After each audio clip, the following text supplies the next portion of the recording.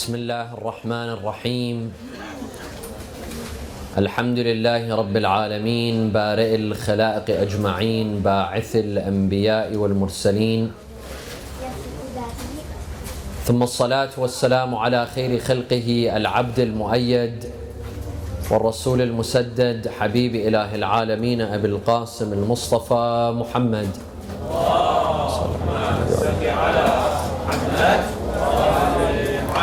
وعلى أهل بيته الطيبين الطاهرين وصحابته المنتجبين.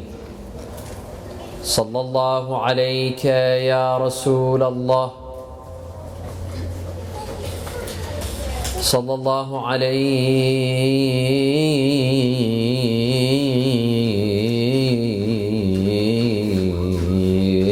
يا سيدي ويا مولاي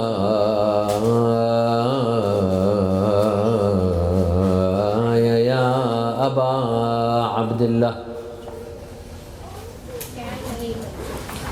يا رحمة الله الواسعة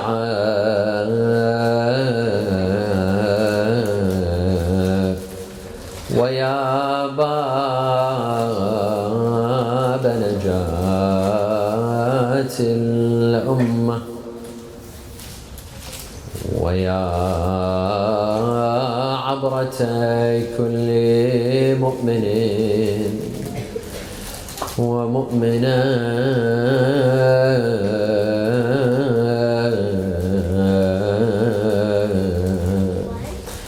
يا مظلوم يا غريب يا شهيد كربلاء،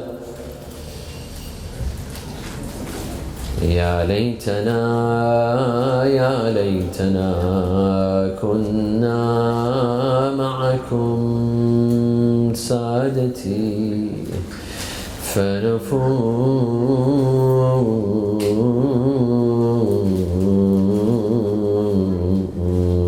فوزا عظيما.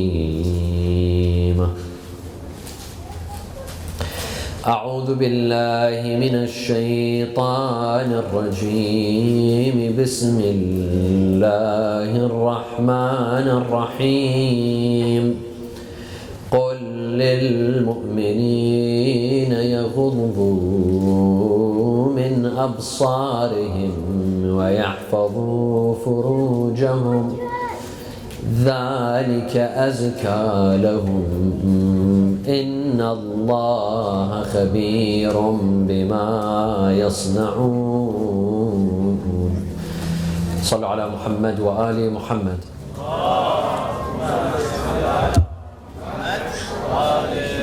A second for the love of Imams Al-Hassan wal-Hussein.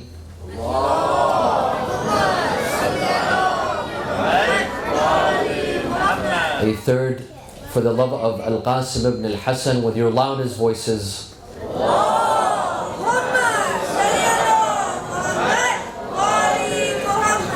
Every culture has its practices, has its traditions, has things that they take pride in, things they do, things they don't. And those practices, various practices in the different cultures, some of these practices are good. They're passed on from generation to generation. People of that culture take pride in such practices. Other practices are not so good. Nothing to be proud of. In fact, some practices in certain cultures are shameful. Things that should stop, but they haven't stopped. No culture is perfect. No culture can say that all of our practices are great and we don't have bad habits. No. Because in every single culture you will find good things and you will find bad things. Similarly, there is no one evil culture. One culture that is purely evil. There's no such thing. Because every culture has good things and every culture has bad things. If we want to learn from people's cultures. We should take the good things from every culture and leave the bad things. Never say that this culture should be avoided altogether. Whether it's an Indian culture or the Arabic culture or an American culture, any country that you're from, whatever culture that you're from, there's no one culture that you should cross out fully and say that this culture needs to be avoided. The Quran tells us that take the good and leave the bad. الَّذِينَ يَسْتَمِعُونَ الْقَوْلَ فَيَتَّبِعُونَ أَحْسَنَ. Those that hear all opinions and they take the best. There are some that say, don't listen to this scholar or that alim or this speaker. Don't go to this center or that center. Don't go to this mosque or that mosque. Why? Go, listen to the various opinions. Don't be narrow-minded. Listen to the various opinions and choose the best. Choose the one that makes the most sense.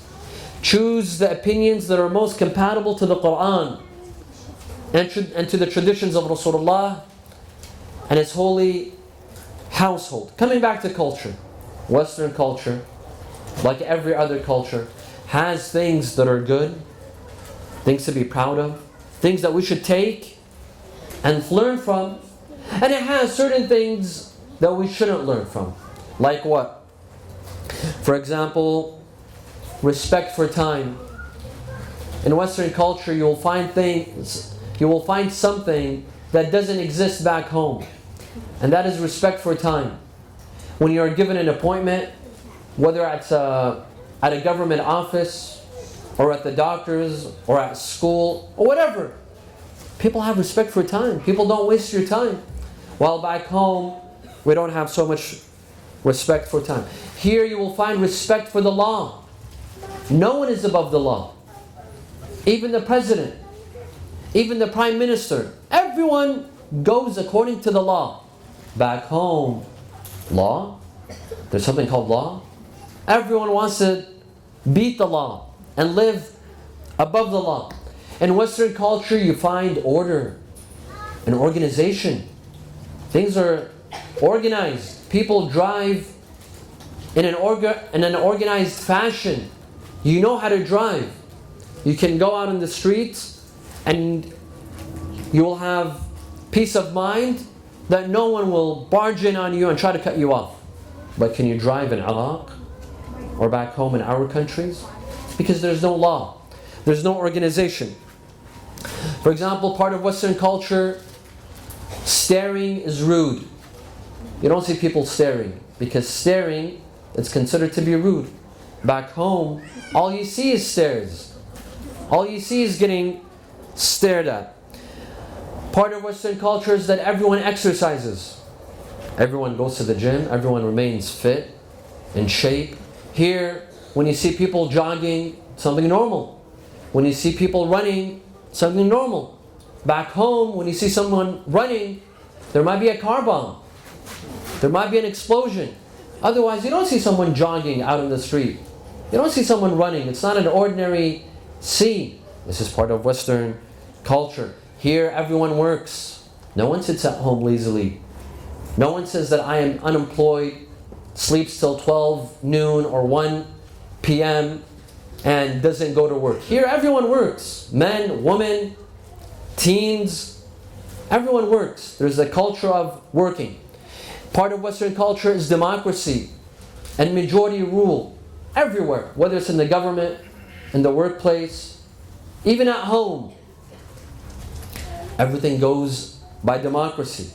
While back home, all you see is dictatorships. Part of Western culture is freedom of press and freedom of speech. You can say whatever you'd like to say, as long as you do not call for violence, as long as you do not encourage people to hurt one another and encourage violence. You could say whatever you'd like to say and you could get away with it, like Donald Trump. Here in the West, there's freedom of religion. You could practice your religion freely. You could be a Muslim, a practicing Muslim, a practicing Christian, a practicing Jew, and no one will ask you what your religion is. But back home, you don't have that religion. Some parts of the Middle East, if you are a follower of Ahlul Bayt, you cannot open a mosque in Saudi Arabia. If you're a follower of Ahlul Bayt, if you're Shia, you cannot open a mosque. You cannot worship freely. These are good things, part of Western culture, that we should learn from. We should be proud of. But at the same time, there are certain things that are not so great. Things that we shouldn't be so proud of. For example, here in the West, there's the culture of drinking. People drink. People get intoxicated. They get wasted. And it's part of culture. Everyone drinks. A lot of people drink. They start from a young age. Some start from the age of 18. And they continue to drink. Part of Western culture is promiscuity. You could do whatever you want. And you can hang out with whoever you want. And you can do whatever you'd like with that person. And no one asks. Because you have complete freedom.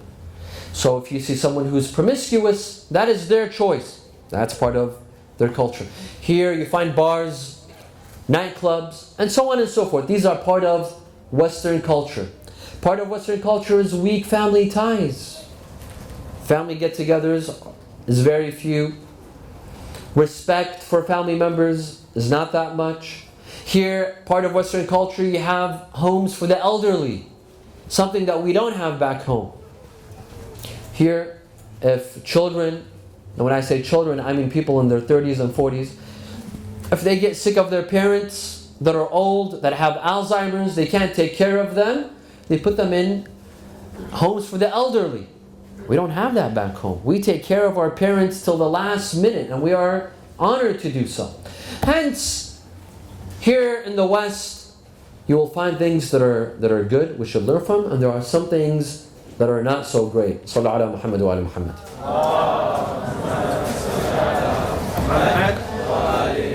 One of the main features of Western culture is the practice of dating. People date. A man meets a woman at work, at school, on the bus, at church, at a wedding, at a funeral. They meet somewhere. He asks her out, and they go on a date.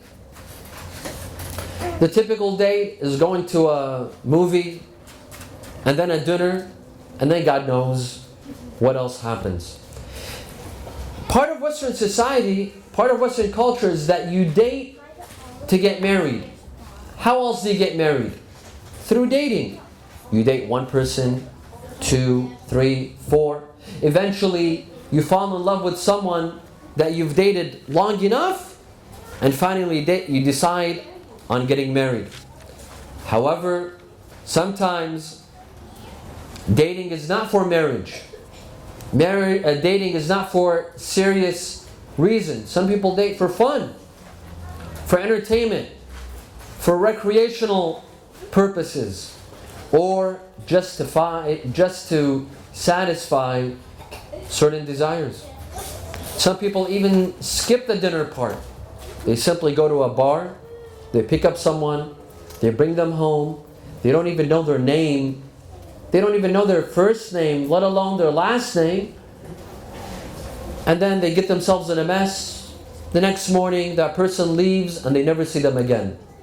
Isn't this very common here? It's something that we see in the movies, and it's something that we saw our classmates at school, at college, at university did, and it's something very, very normal. Dating is the norm in the West. If you're in your 20s and 30s, if you're attractive and you're not married, then it is expected of you to date. If you have these qualities and you're not dating, there's something wrong with you. People assume they're either depressed, or you have psychological problems, or you have inclinations for the opposite gender. There's something wrong with you. You have issues. Otherwise, you should be dating. You should be out there, meeting people, going out on dates. The culture of dating in Western society starts from a young age. Some start from high school. There's something in high school called prom. And in prom you have to have a date. And you go to that prom, you go to that dance. For some people, dating starts from prom. And some commit the worst mistake in their life on that night at prom. It starts from there. And then the mistakes keep on repeating, one after the other, because of the culture of dating. Here in the West, teenagers date whether their parents like it or not. Even if they don't have their parents' approval and blessings, teens will go out and date. Some of them will bring back home their date at home in front of the eyes of the mother and the father can't do anything about it. The mother can't say anything about it. Well, we Muslims also live in the West. And believe it or not, whether we like it or not, our teens are also affected by this culture. And there are a lot of Muslim teens that went out and they dated.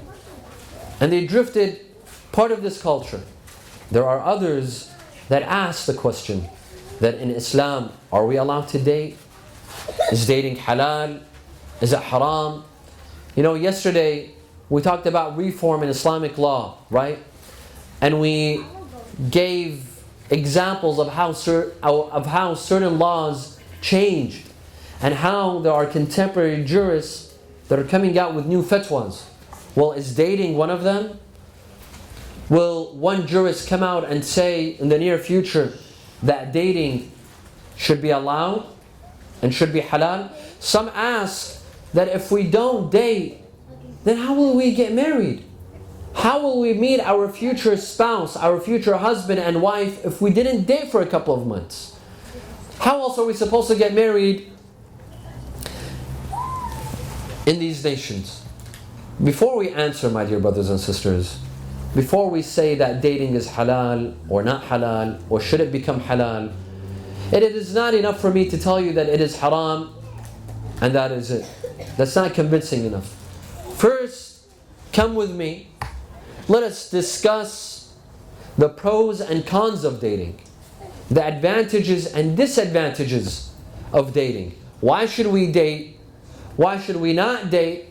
And then, after having examined objectively and fairly the pros and cons of dating, then we can give an honest answer, a fair answer, whether dating is halal in Islam or not. وصلوا على محمد وآل محمد.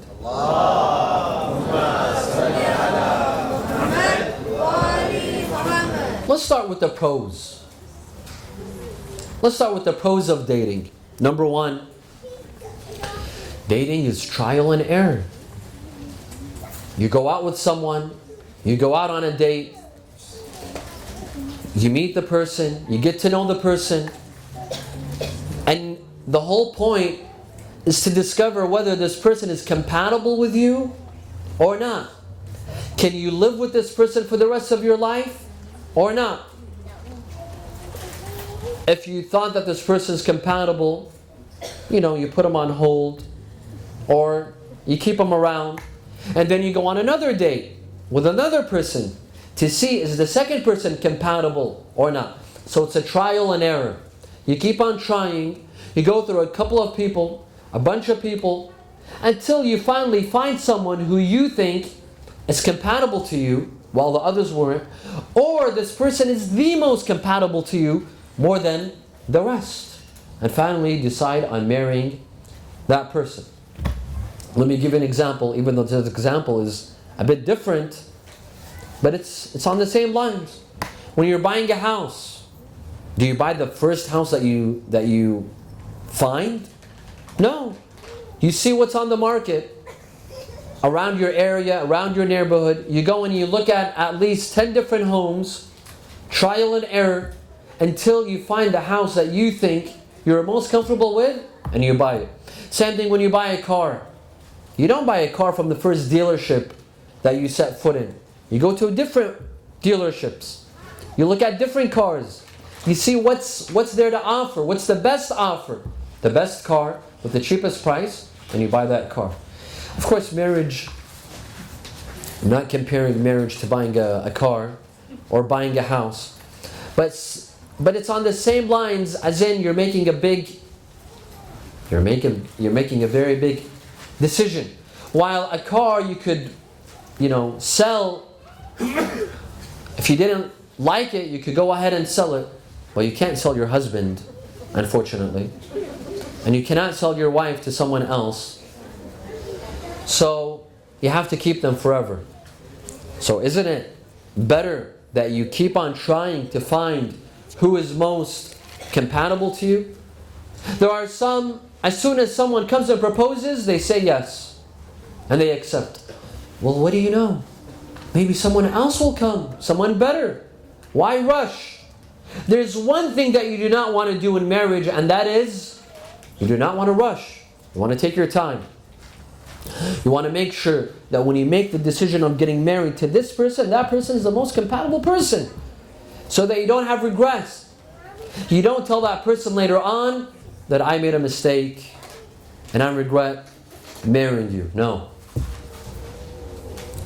So sometimes marrying the first person that you come across, that might not be such a great idea. You should give other people a chance. There's a lot of options. As they say, there's plenty of fish in the sea. So that's one of the advantages of dating. Another advantage, another one of the pros. Now I'm just putting out what's out there. I don't necessarily might agree with all these things. But let's try to think of all the pros of dating. Another one of the pros is that you get to meet the person when dating. When you date, you go out, you meet the parents, you go to that person's house, they come to your house, you get to know them. You go out to a restaurant, you go out to a movie, you get to discover a lot of things about the person. Are they religious or not religious? For example, it's time to pray. Do you see that person praying or no? When you go to a restaurant, is that person stingy or is that person greedy? You discover a lot about that person's personality. What they like, what they don't like. Are they sweet? Are they not sweet? Are they humble? Are they arrogant? Are they smart? Are they stupid? You discover a lot of these things throughout dating. While back home, what happens is your mother, of course a lot of the young men, you tell your mother, I want to get married. She goes to a majlis and she sees a good-looking young lady that she assumes you might like. She has the qualities that you like. She has long hair, she's good-looking, she doesn't have a unibrow, she's fit. My son's gonna like her. You meet her once, twice, and khalas. You don't meet that often. You don't have too many conversations. You might have one or two conversations, and the young lady's annoying grandmother is probably sitting there, listening to you, eavesdropping on you, and that's it.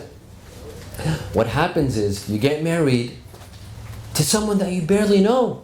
You don't know their personality. You don't know what they like. You don't know what they don't like. Are they patient, impatient? Are they religious, not religious? You don't know a lot.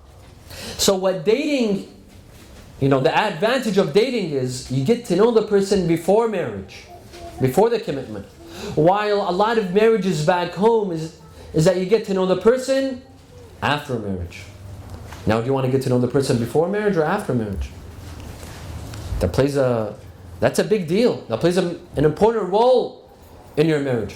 Another one of the pros of dating is that if the marriage fails, you can only blame one person, you. Because you dated this person. You went out, you got to know the person, you got to know their personality, you dated for a month, 2 months, 3 months, 6 months, I don't know. And then you married them. You made an informed, educated decision. No one pressured you. No one fooled you. No one came and told you that, this person has this quality or that quality. No, you dated. You got to discover the person yourself. When the marriage fails, you cannot blame anyone except yourself. While back home, when the marriage fails, who is to be blamed? The poor mother. They don't have anyone other than the poor mother to come and say, it's your fault, you found me this girl. Or they blame the mother, you pressured me into marrying this young man. And the mother sits and cries and she feels depressed and she feels guilty for the failed marriage of the young man and the young girl. While that doesn't happen in dating. These are the pros. How about the cons? Sallu ala Muhammad wa ala Muhammad.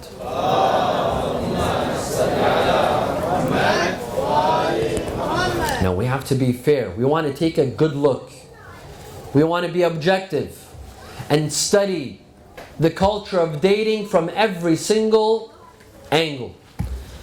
You know, one of the problems of dating is that dating forms attachments.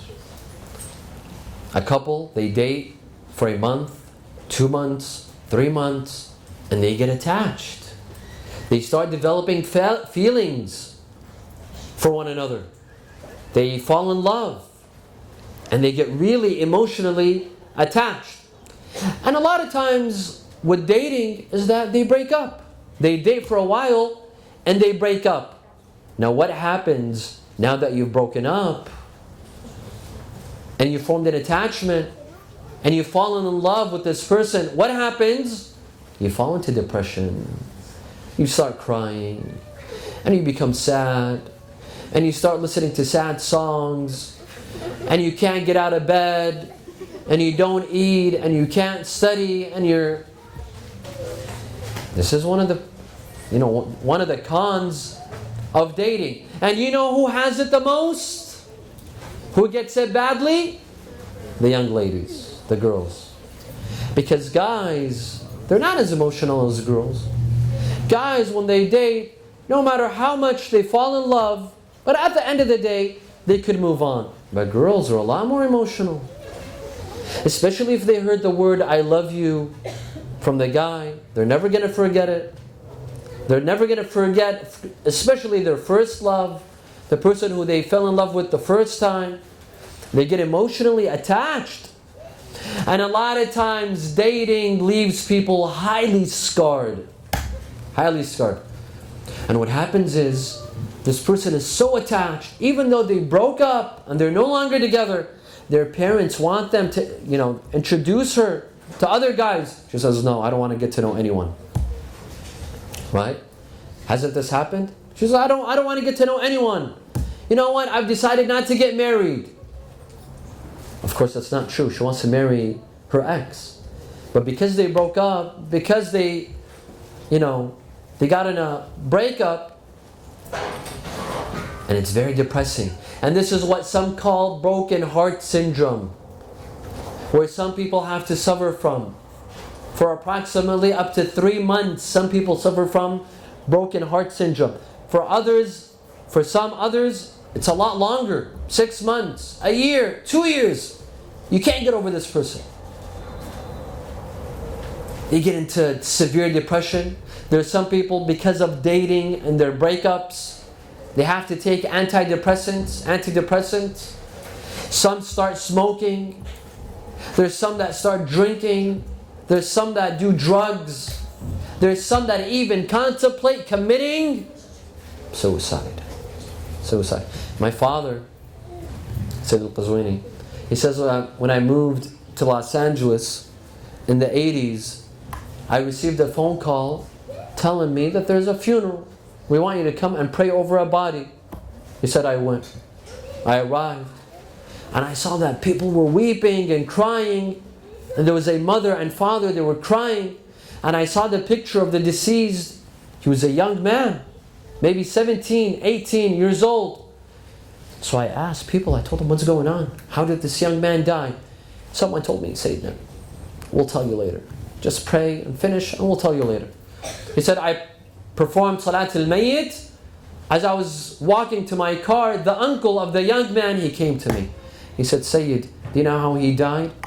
I said, no. He said this young man had a girlfriend back in high school. And he was extremely in love. And they had decided to get married right after high school. One day he goes to school and his girlfriend tells him that I've left you for another man. And he couldn't take it. He was extremely depressed. One morning, his sister goes goes to his room to wake him up for school. He wasn't there. She comes down in the garage and she sees him hanging from the ceiling. He had committed suicide. Over what? Over a girl. Over a relationship. This happens, my dear friends. This happens. When you don't have fear of Allah, when you don't have love for Allah and you're not religious, and you go into such sort of relationships and all that you care about is love and this person, this could be one of the results, right? So this is one of the cons of relationships. You form attachments and you get yourself hurt. You could get yourself badly hurt. Another, among the cons of dating is that monogamy becomes extremely difficult. How? Sallu ala Muhammad wa ala Muhammad.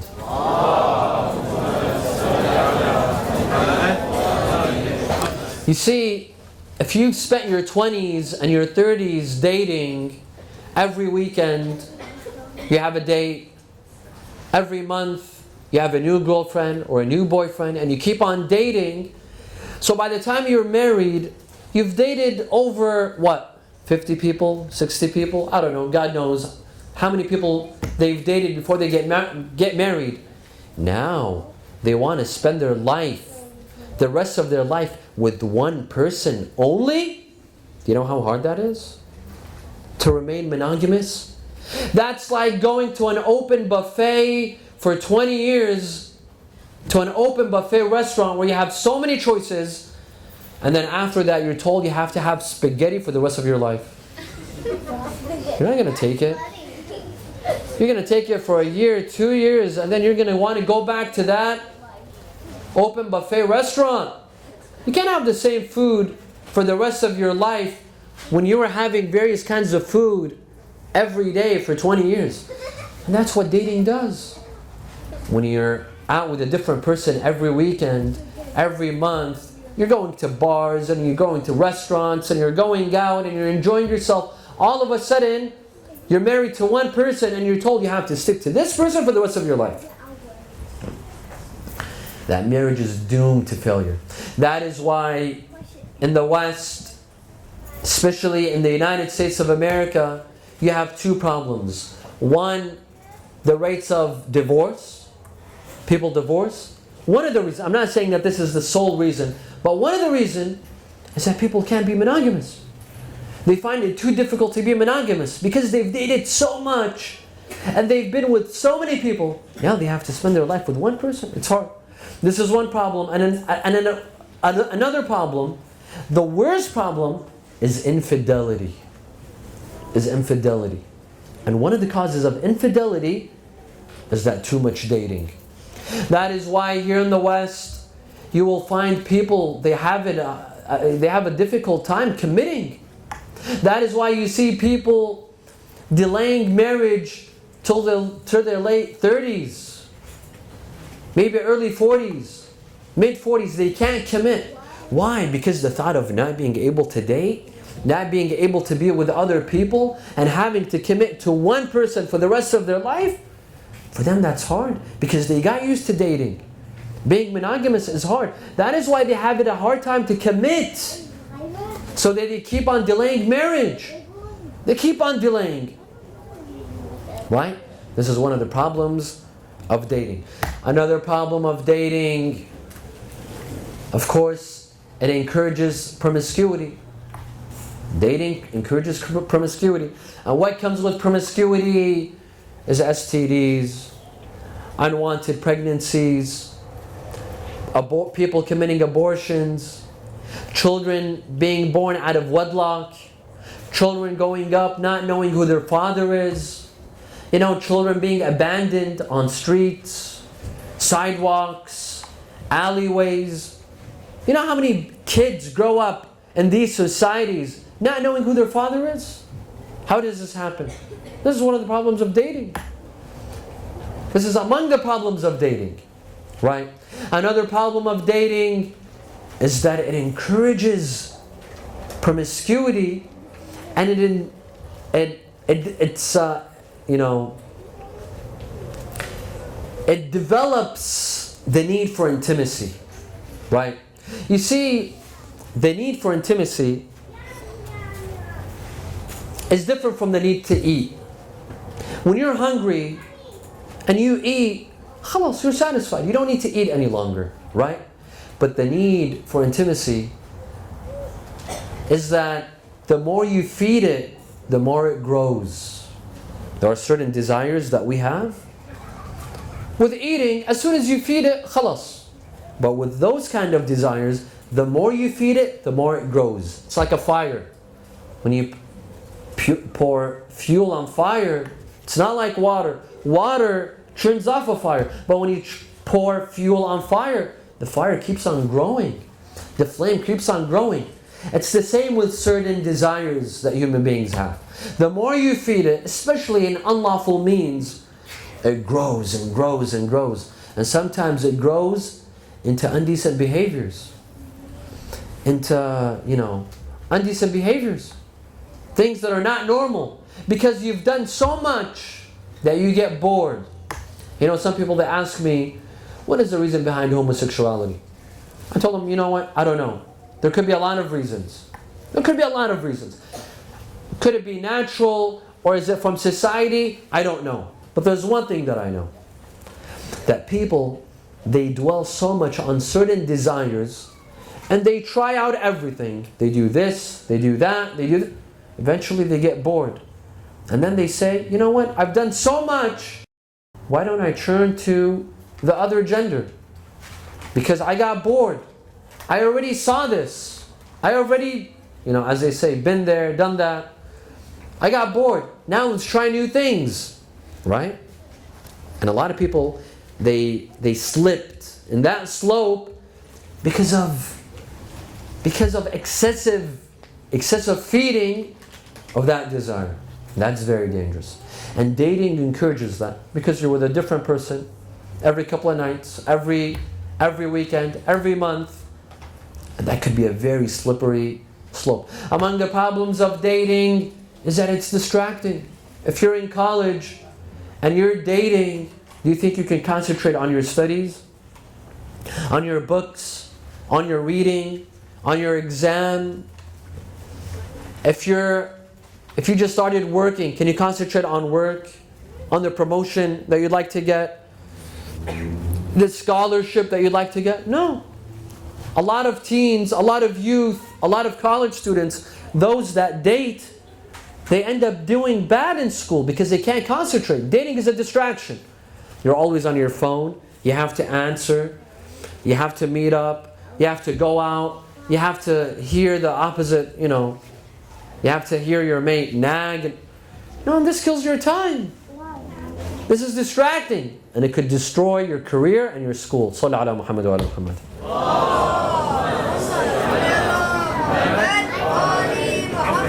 Now, of course, if you like to analyze more, maybe we could find more pros and more cons, more advantages and more disadvantages to dating. But this is enough for now. After all of that, what do you think Islam says about dating? Does Islam encourage dating? Or does Islam discourage dating? Some might say that, Sayyid, how are we supposed to get married?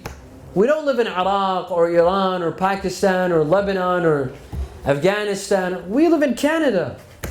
We live in the US. We live in the UK or the Netherlands or Europe in general. How are we supposed to get married if we don't date? If we don't go out on dates? So shouldn't dating be halal? Isn't it time for Hawza to pass a fatwa stating that dating is halal? Oh, you wish. You see, there's two types of dating, my dear friends. Let's be fair and let's be honest. Sallu ala Muhammad wa ala Muhammad.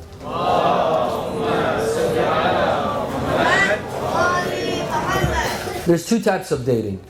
One type is the type of dating that's for fun. You're out there not for marriage. You don't have sincere intentions of getting married to the person you're dating, but rather you're out there to have fun. You want to have a good time. You want to dress nicely, provocatively, put on heavy makeup, and you go out to a restaurant, joke around, laugh, touch, and then get yourself in a whole lot of mess, and shaitan is there to provoke you. That's one type of dating. What do you think Islam says about this kind of dating? It allows this? After studying all the cons of dating, after all the mess that it could get you into, the attachments, the broken heart, the depression, the antidepressants, the distractions from school, the diseases, the abortions, all that. Do you think this kind of dating would be allowed in Islam? Of course not. Of course not. Islam would never allow such form of dating. Islam says this is the kind of relationship that you need to run away from. This is not ethical and not moral. And this is the kind of dating, this is the kind of behavior that takes away haya, shyness. Right? Because you go on one date and then you find yourself going on another and another and another because you've lost your shyness. Right? It's like a glass. As you know, there's a proverb in Arabic that say if a glass is broken, khalas, but you can't break it any longer. It's broken. When shyness is taken, it's taken. People will do all kinds of mistakes when they lose their shyness.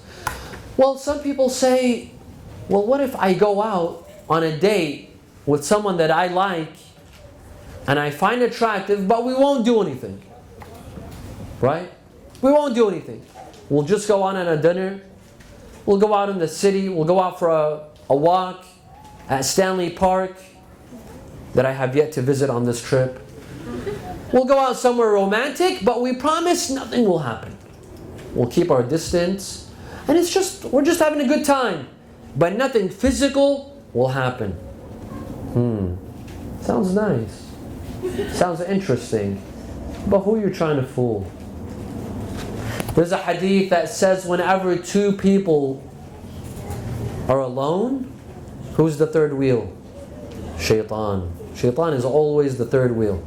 No matter how many promises you make, no matter what decision you make, if two people are left alone, privately, in a car, in a private house, in a private apartment, somewhere private, somewhere secluded, khalwa, the third wheel is always shaitan.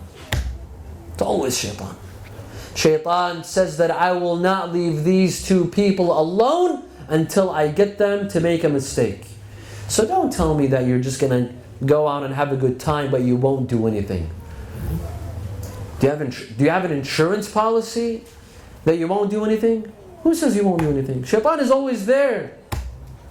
In Iraq they always tell their children, Shaitan ba'da mumayit. Shaitan is still alive. He will get out to get you. And Shaitan made a promise to Allah that I will make sure لَأَقْعُدَنَّ لَهُمْ صَرَاطَكَ الْمُسْتَقِيمِ. I will make sure to put barriers on the path, the straight path. I will put barriers, blocks. I will not get them to go. So definitely this kind of dating is not allowed. The Quran says, وَالَّذِينَ هُمْ لِفُرُوجِهِمْ حافظون إلا على أزواجهم أو ما ملكت أيمانهم. Those who protect their private parts. What is the Quran saying? Those who protect their private parts. Everyone protects their private parts. Even atheists protect their private parts. Even non-religious people. No, this is metaphoric, meaning that those who protect themselves from such situations, the believers don't put themselves in a sort of situation in which shaitan might get them in a trap. A believer will say, no, I will not go on a date like this because I don't know. Maybe shaitan will come and fool me. I don't know what can happen. You see, the Quran says, وَالَّذِينَ هُمْ لِفُرُوجِهِمْ حَافِظُونَ. They protect themselves by not putting themselves in such awkward positions.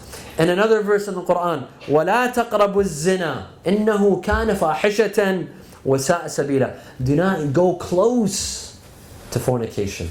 You see, the Quran does not say وَلَا تَزْنُوا. Do not commit fornication. The Quran says, do not even get close. Keep a distance. Meaning there are some cases, some scenarios, it's a trap. It's a slippery slope. Have you seen some slopes?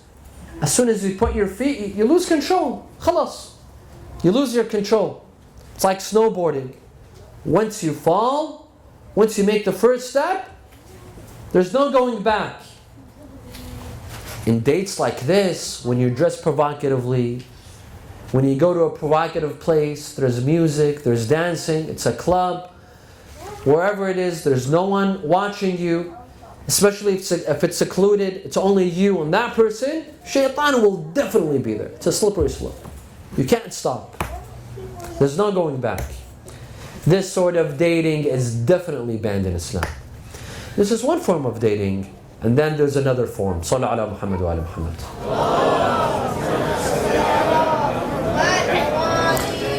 Another form of dating is a dating with sincere intentions for marriage. It's no joke. It's not a game. They're not playing. They're not going to have a fun time going out on a Friday night or a Saturday night to enjoy themselves. No. Number one, their sincere intentions for marriage. This is one. Two, they have the blessings and knowledge of their parents. The parents know that this young man and young woman are going out. They have knowledge and they have their blessings. Two. Three, no one's dressed provocatively.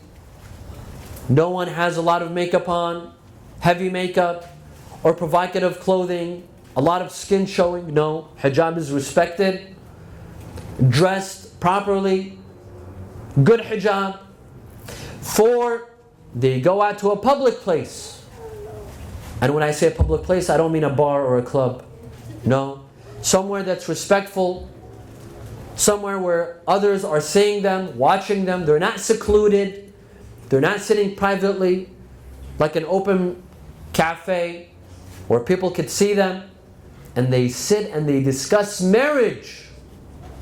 Only marriage, with sincere intentions of marriage. And this is another form of dating. Is this haram? Who said? Who said that this is haram? That a young man goes out with another young woman with the permission of their parents, with the blessing of their parents, only with the intention of marriage. Nothing provocative. They don't go to a place that is provocative, and they only talk about plans of getting married, to get to know one another for marriage. Who says this is haram? Who says that there are fatwas that say this is haram and that they should not do this? In fact, if we read certain narrations, they don't say that go out and date, but from these narrations you can understand that if a young man and a young woman go out on this kind of date, if you want to call it a date, it's fine. For example, من جاءكم من ترضون دينه وخلقه فزوجوه. If a person comes to you and you are satisfied with their faith and their akhlaq, then marry them. Well, how do you get to know a person's faith and akhlaq? Just by seeing them at home or at a majlis, and that's it, you discover that person's faith and that person's akhlaq? No, you have to get to know the person. You have to get to know them. Whether at home or going on a date like this, in the circumstances that I described, and you get to know that person's akhlaq. Are they angry? Do they have patience? Are they stuck up? Are they arrogant? Are they humble? Are they religious? You get to know them. You get to know their faith and their akhlaq. From this sort of hadith, we discover that getting to know the person from a date like this is fine. Another hadith says, اختاروا لنطفكم فإن العرق دساس. Choose wisely your children. How do you choose your children? By choosing the spouse, by choosing the right father, by choosing the right mother. Well, how do you choose the right mother and the right father? Just by looking at them, or looking at a picture, or from your mother telling you? No. By going out, by sitting without having pressure, getting to know them in an unprovocative manner, without crossing the border lines, getting to know them, you'll discover that does this person make a good father or a good mother. There are other narrations that say to men, choose a smart wife. Choose a smart wife. How do you know she's smart? Don't you have to get to know her? Some narrations say choose a good-looking wife. Yes, looks are important. No one tells you do not marry someone unattractive. No, in Islam, you should marry someone that is attractive. Attraction is a must. Yes, it doesn't have to be at the top of your priorities, but there should be attraction. How do you know these qualities? You have to get to know the person.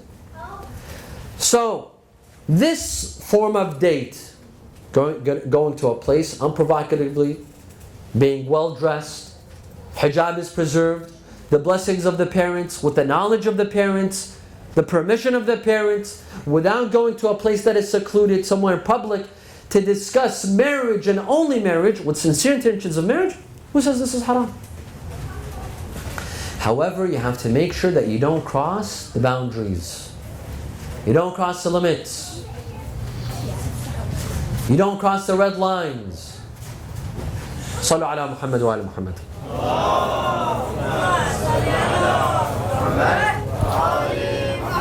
You know, this sort of date should be considered like an interview, like a job interview. Have you ever had a job interview? Have you ever been interrogated? The date should be like this. It should be a two-way interview. For example, you ask a lot of questions. You ask for a reference. Who knows you? Who says that you're a good person? Ask for a reference. Something like a letter of recommendation. Ask for a reference. You ask about that person's background and their history. What have you done? Have you been in previous relationships? Were you ever divorced? What happened? Why did you get a divorce? Ask such questions. What are your plans for the future? What would you like to do in the future? You know, these are important questions. And it's very important to ask the right questions and not silly questions. You know, I see a lot of young people when they're getting married, when they want to know the other person, they ask the silliest questions. What's your favorite movie? What's your favorite movie? Obviously they're going to tell you Titanic. What's your favorite color? Are you serious? You want to marry someone based upon what's their favorite color? Of course they're going to tell you it's the color of your eyes. Are you a coffee person or a tea? Of course they're going to tell you whatever you serve me. And so on and so forth. These are silly questions. These are not the right questions to ask someone that you want to share the rest of your life with. Ask the right questions.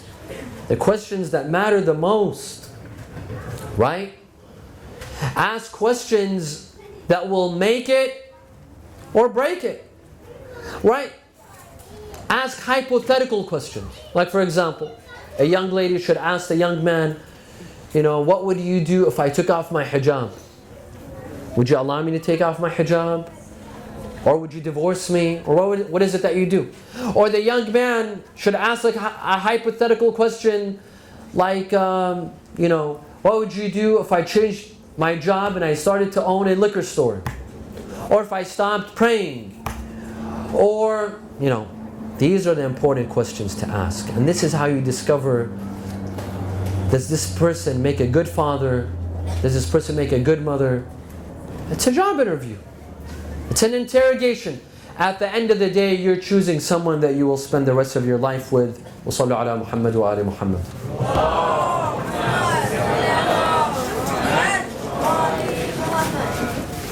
The eve of the 8th of Muharram is dedicated to someone who was on the verge of getting married. At the age of getting married. Al-Qasim ibn al-Hassan. The son of Imam al-Hassan, the 14-year-old young man. Of course, he's young. To our standards today, 14 is young. You don't have young men that get married at the age of 14 today. But back then, 14 meant they were adults. They were men. Al-Qasim was 14, yet he had the mind of a man. On the day of Ashura, the night of Ashura, Imam Hussein alayhi salam told his companions that on the day of Ashura, everyone will be killed. All of us will be killed. Al-Qasim told his uncle, my dear uncle, me too? I will also be killed among the martyrs? Imam Hussein alayhi salam wanted to test Al-Qasim.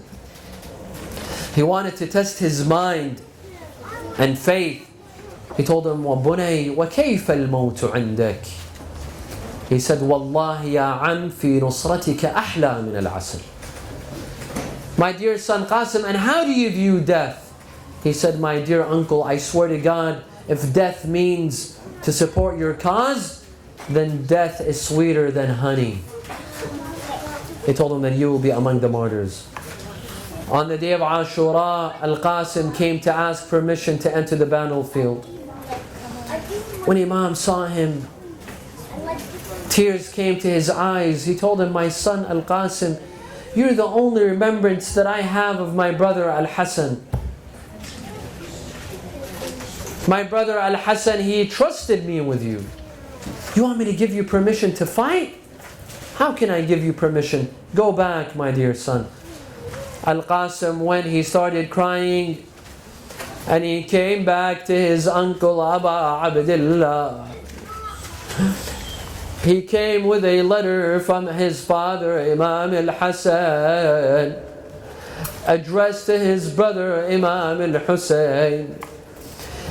Imam Hussein opened the letter. He saw that his brother Al-Hassan had written him a letter addressed to him, saying that Akhi Aba Abdullah, a day will come in which you will remain without a supporter.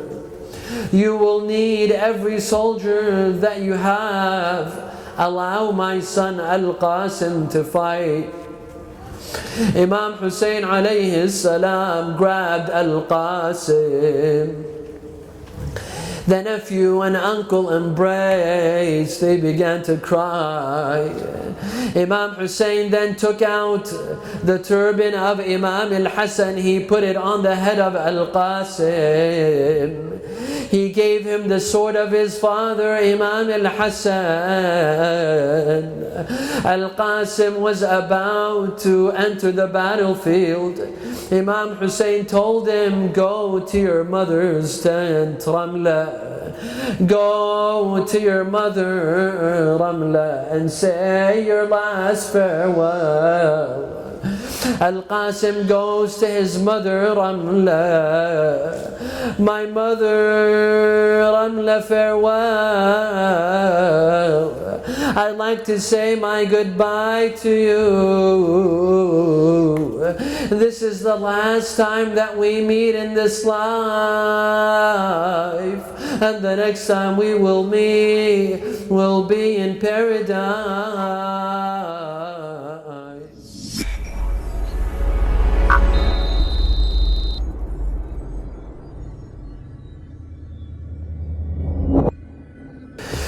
يوم ذكريني من تمر زفت شبايب من العرس محروم حنتي دم المصايب شمعة شبابي من يطفوها حنتي دمي والجفن دار الترايب يوم ذكريني من تمر زفت شبايا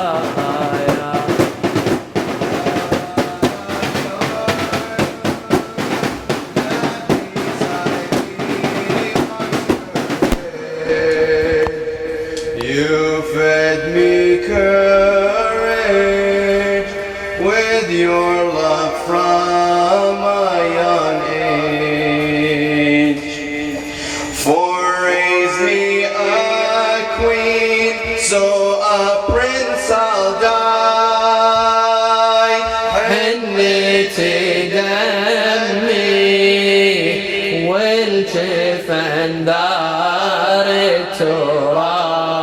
Recite with us. يوم ذكريني من تمر زفت شباب من ثد النيبة راضع بصاف الحليب وبهالشهادة صار لي قسمة ونصيب حفيت بدمي خل يفرشوها حنت دمي والجفن دار التراب يوم ما ذكريني يوم ما ذكريني من تمر زف الشباب إن تنكروني فأنا نجل الحسن سبط النبي المصطفى والمؤتمن هذا حسين كالأسير المرتهن بين أناس لا صغوا صوب المزن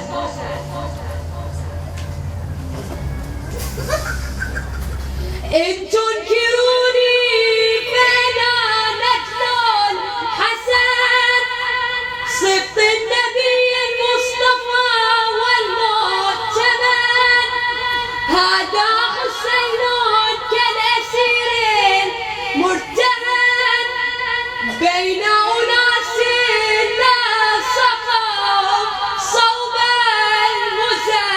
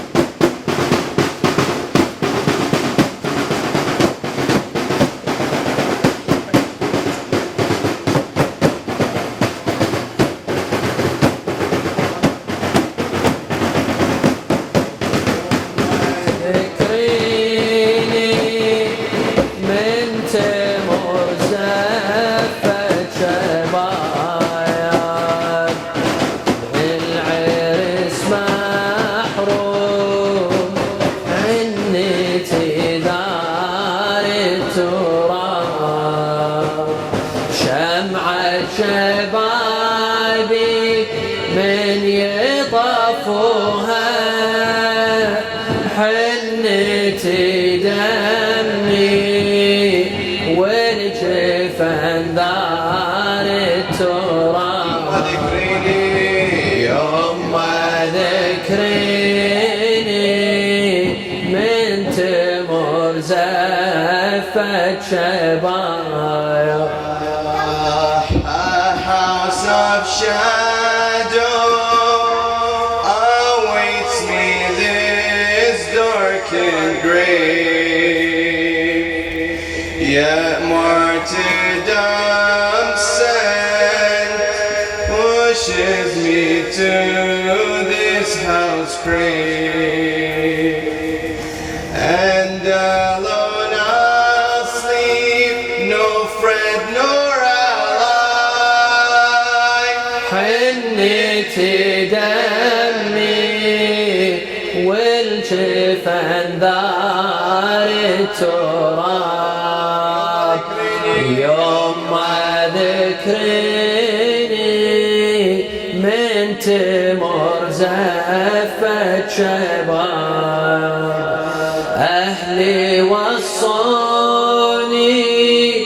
بالوفا يوم الطفوف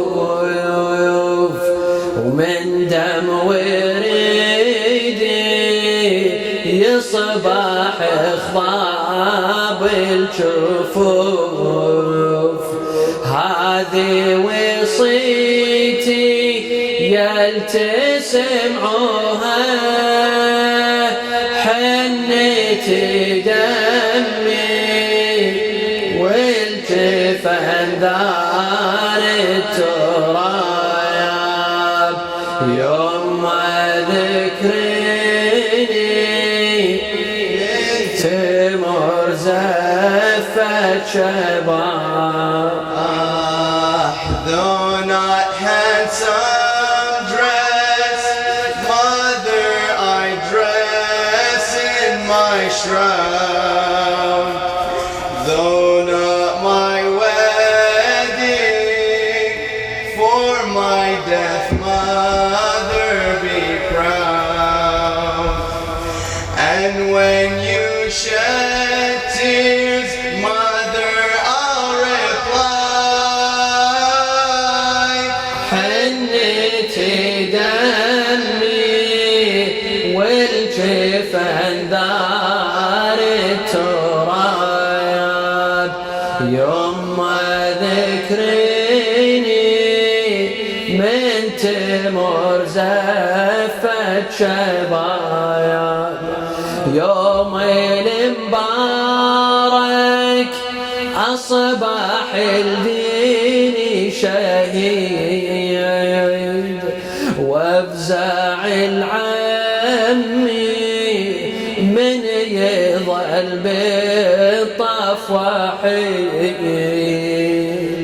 رملة بمصابي خلي واسوها حنت دمي والجفن دار التراب يوم ذكرني من تمر زفت شباب. Tell me, my mother, do you lament my absence? And when I leave you, does replace me your grievance? A house of sorrows welcomes my goodbye.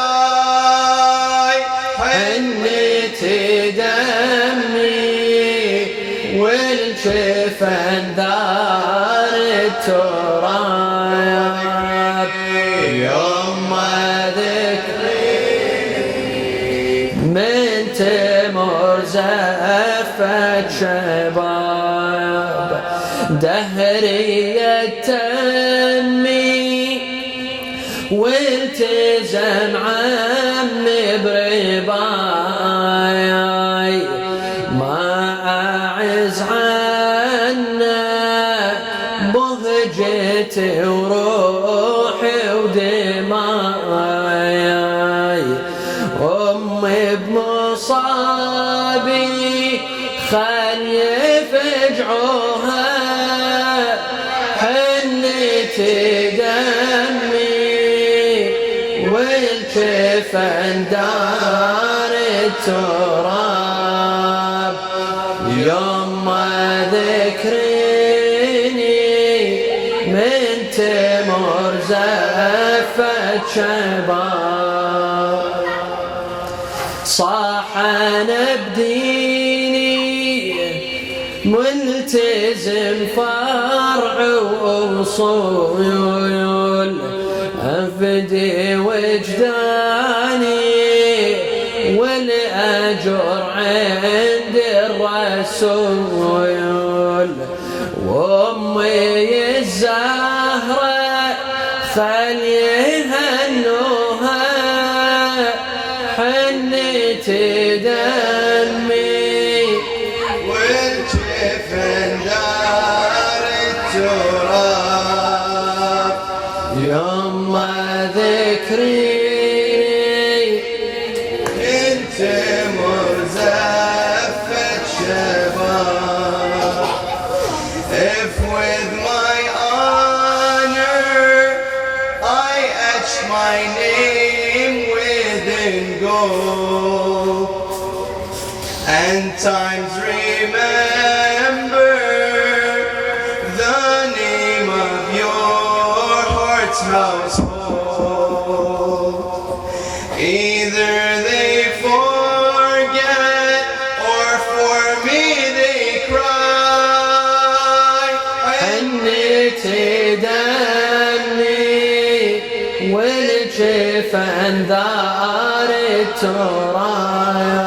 يما ذكريني يما ذكريني بنت مزفت شباب. Al-Qasim, after saying farewell to his mother, enters in the battlefield. Imam Hossein alayhi salam kept on looking at the battlefield. Hamid ibn Muslim says we saw a young man, his face glowing like a full moon. Approach us, he started fighting. All of a sudden, his shoelace breaks, the lace of his sandal breaks. Al-Qasim kneels to fix his sandal. One of the enemy soldiers hits him with his sword on his head. Al-Qasim falls on the ground, begins to shout, Amma alayka minni salam. هذا جدي قد سقاني بكأسه الأوفى لا أظمأ بعدها أبدا. Peace be upon you, my uncle. This is my grandfather Rasulullah, quenching my thirst from a cup of water from heaven. Imam Hussein ran to him. Imam al-Hussein fell on the ground next to Al-Qasim. يعز على عمك أن تدعوه فلا يجيبك، أو يجيبك فلا يعينك، أو يعينك فلا يغني عنك شيئا. بكى ونادى يا جاسم ايش بيدي، يا ريت السيف قبلك حز وريدي. هان الكوم تخلوني وحدي. Imam Hussein alayhi salam carried Qasim and he brought him back to the camp, putting him with his cousins and his brothers, putting him next to Ali al-Akbar. Imam Hussein alayhi salam would take a glance at Ali and then take a glance at Al-Qasim, his tears strolling down from his cheeks. جابه ومدده ما بين اخوته، بكى عليهم يا ويلي وهم موته. بس ما سمع عن النسوان صوته، اجت زينب تصيح الله. يا ابني يا جاسم my son القاسم. يا ابني يا جاسم my son القاسم. Stay, your mother wants you to smile. Stay, you leave her to cry and wail. Stay, your mother wants you to smile. Stay, you leave her to cry and wail. يا ابني يا جاسم my son القاسم. يا ابني يا جاسم my son القاسم. Everyone together. يا ابني يا جاسم my son القاسم. I can't hear you. يا ابني My son, Al-Qasim, Yabni, Yabni. Come to the front, brother. My son, Qasim, I am your uncle and this is my battle. Qasim, tell me the yearning for death, why do you feel? Qasim, this is my tragedy, this is my trial. Qasim, don't let me hear another mother's wail. Qasim, I am your uncle and this is my battle. Qasim, tell me the yearning for death, why do you feel? Qasim, this is my tragedy, this is my trial. Qasim, don't let me hear another mother's wail. Stay, on me your mother's tears hail. Stay, you leave her to cry and wail. Stay, your mother wants you to smile. Stay, you leave her to cry and wail. Yabni, Yabni, Yabni Al-Qasim. My son, Al-Qasim, Yabni, Yabni, Yabni Al-Qasim. My son Al-Qasim. Tell me, your eyes, they see a path that before you beams. Tell me, is it your martyrdom or your mother's dreams? Tell me, for her emotions, what shall tomorrow deem? Tell me, will tears of joy or of grief from her eyes stream? Tell me, your eyes, they see a path that before you beams. Tell me, is it your martyrdom or your mother's dreams? Tell me, for her emotions, what shall tomorrow deem? Tell me, will tears of joy or of grief from her eyes stream? Stay, her heart is caught in a gale. Stay, you leave her to cry and wail. Stay, your mother wants you to smile. Stay, you leave her to cry and wail. Yabni, Yabni, MashaAllah, Yabni Qasim.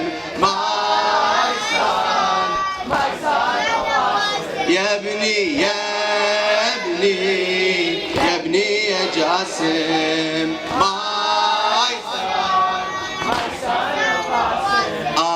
Listen, she's a mother and every mother's the same. Listen, every day of your wedding your mother dreams. Listen, if this dream of hers impossible became, listen, her heart would ache every time she heard your name. Listen, she's a mother and every mother's the same. Listen, every day of your wedding your mother dreams. Listen, if this dream of hers impossible became, listen, her heart would ache every time she heard your name. Stay, daily she'll recall this tale. Stay, you leave her to cry and wail. Stay, your mother wants you to smile. Stay, you leave her to cry and wail. Yabni, Yabni,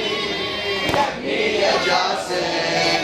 My son Al-Qasim. Yabni, Yabni, Yabni Qasim. My son Al-Qasim. Stay, your mother wants you to smile. Everyone, stay, you leave her to cry and wail. Stay, your mother wants you to smile. Stay, you leave her to cry and wail. Yabni, Yabni, Yabni Qasim. My son Al-Qasim. Yabni, Yabni, Yabni Qasim. My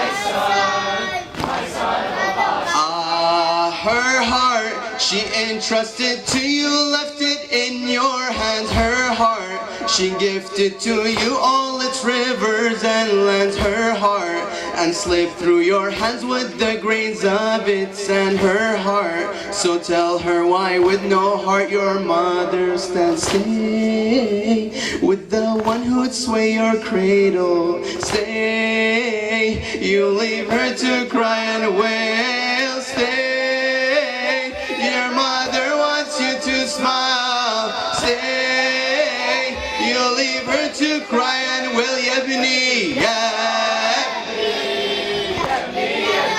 MashaAllah, my son, Yabni,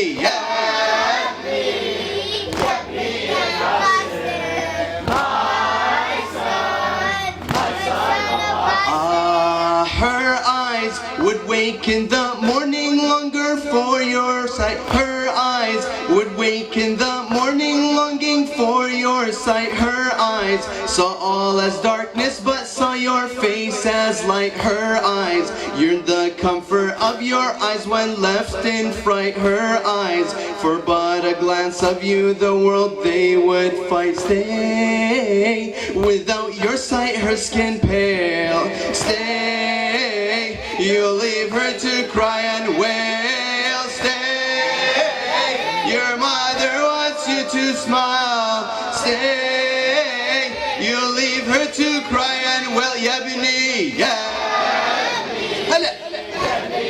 Qasim, my son, louder, louder,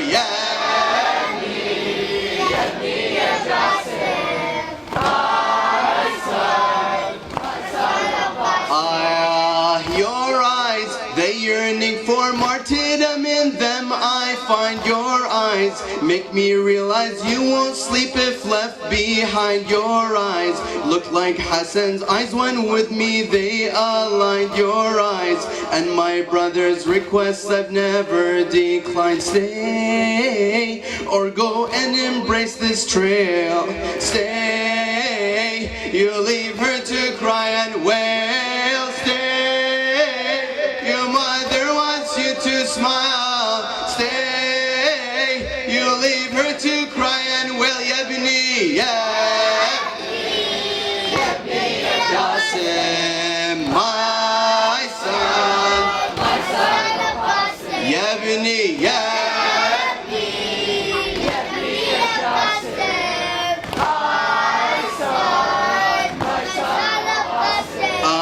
you go wearing your father's armor and his turban. You go whilst your mother prepares for you a coffin. You go, she throws away every marriage thought and dream. You go, her dreams die and become her tribulation. You go, wearing your father's armor and his turban. You go, whilst your mother prepares for you a coffin. You go, she throws away every marriage thought and dream. You go, her dreams die and become her tribulation. Stay is something she cries out while. Stay, you leave her to cry and wail. Stay, your mother wants you to smile. Stay, you leave her to cry and wail. Yabni,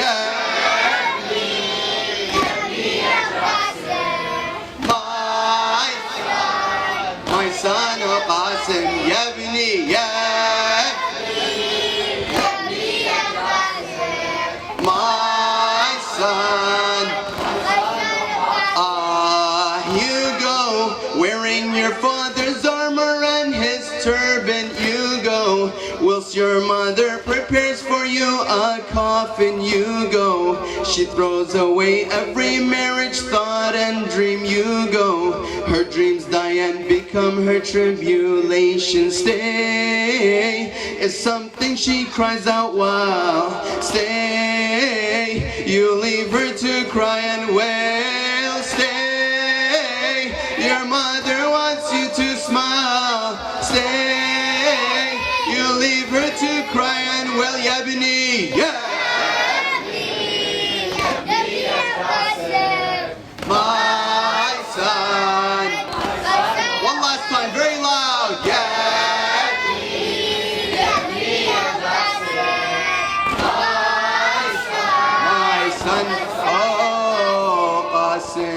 حسينا وحسينا.